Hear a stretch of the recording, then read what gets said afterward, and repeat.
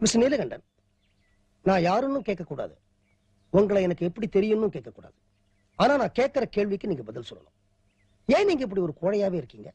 Sir, நினைச்ச அப்பா அம்மாவுக்கு நான் பிறக்கல, கிடைச்ச அப்பா அம்மாவுக்கு தான் பிறந்தேன்.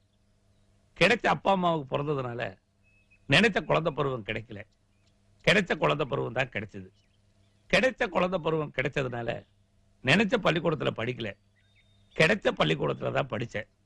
கிடைச்ச பள்ளிக்கூடத்துல படிச்சதுனால நினைச்ச உத்தியோகம் கிடைக்கல, கிடைச்ச உத்தியோகம் தான் கிடைச்சது.